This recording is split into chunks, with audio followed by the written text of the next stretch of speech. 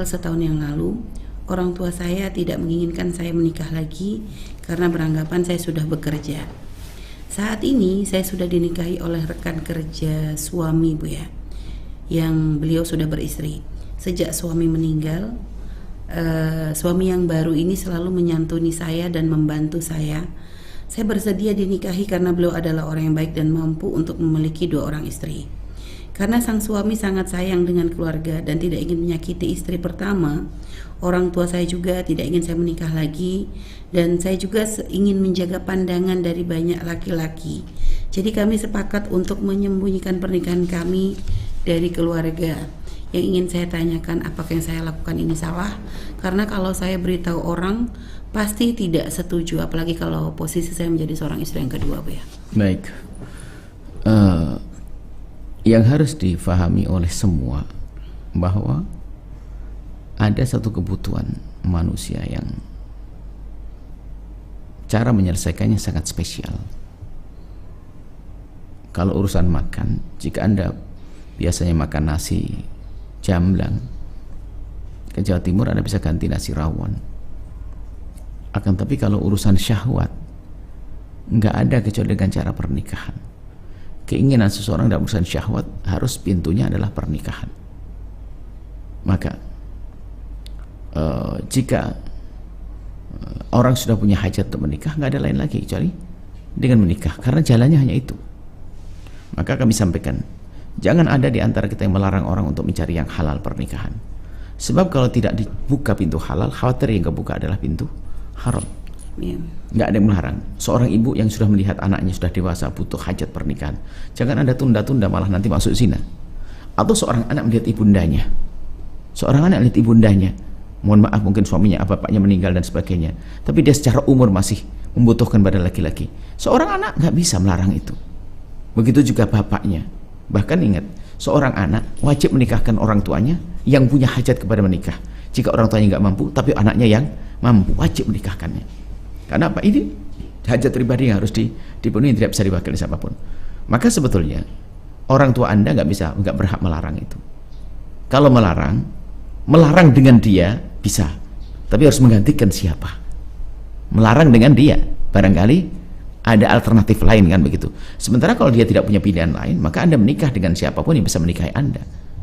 Hanya permasalahannya ini harus dibahas khusus juga, karena suami yang itu adalah punya istri. Maka disinilah sebagai istri yang kedua Anda harus mempersiapkan diri dengan macam-macam kesabaran, ketabahan, mengurangi tuntutan segala macam. Karena apa? Mau tidak mau suami Anda menjadi punya beban baru, yaitu Anda sendiri.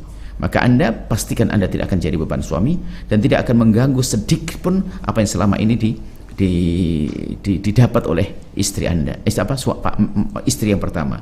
Jadi istri yang kedua memang harus meningkatkan kualitas ketabahan, kesabaran, bermacam-macam. Kalau seandainya ini ada kami nasihat, kalau seandainya suatu ketika istri pertama kok tahu dan sebagainya, marah dan sebagainya, itu adalah wajar karena bermarah. Hanya bersikaplah yang bijak, bahwasanya Anda ini yang nerima, yang ngalah. Karena apa? Suami itu berani menikah juga karena mungkin semacam kemudahan yang Anda tawarkan kepada beliau, termasuk semacam ini nih. Tidak dikasih tahu kepada orang tua.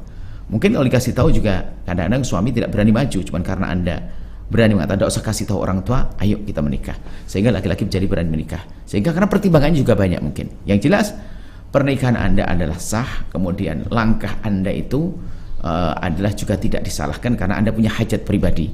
Hanya bertanyakan kenapa kok harus menikah yang sudah punya suami, barangkali begitu.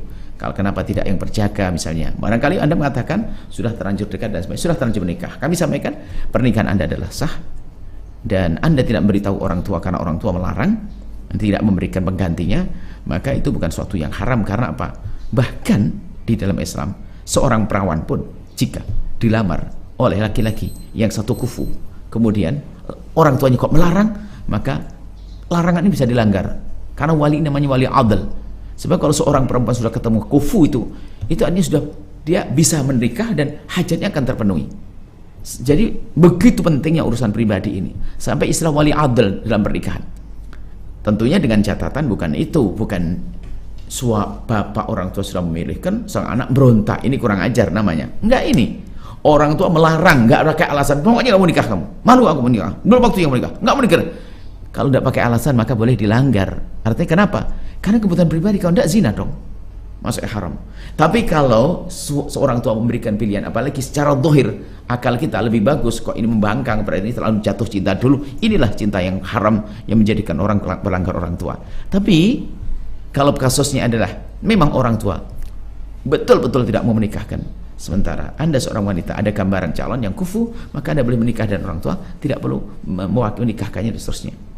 Nah, jadi cukup Anda dengan nikah wali hakim atau dengan cara tahkim, selesai. Ada masalah menyembunyikan, ini dilihat kondisinya. Hanya kalau menyembunyikan nikah tanpa diketahui ini, yang harus waspada adalah wanita tersebut, khawatir nanti terzalimi urusan hak-haknya, misalnya hak cerai, atau suami hilang dan sebagainya. Bagaimana? Maka harus hati-hati, paling tidak harus ada beberapa orang yang tahu tentang hal ini jadi saksi. Kalau ternyata nanti ada keturunan dan sebagainya, ada yang bisa menjelaskannya. Memang idealnya adalah tidak begitu. Cuman kadang darurat kan, Anda punya hajat, kemudian juga membantu anak-anak Anda, itu kan juga sah-sah aja. Anda mencari nafkah, kemudian dengan begitu dibantu anak Anda, sah-sah aja. Sah-sah aja, cuman ya itu tadi, Anda harus waspada, jangan sampai Anda harus lebih sabar, lebih tambah kurangi tuntutan agar suami Anda ringan di saat harus merawat 2 istri, seperti itu. Setelah Anda menyaksikan video ini, jangan lupa berselawat kepada baginda Nabi Muhammad sallallahu alaihi wa alihi wa sahbihi wasallam.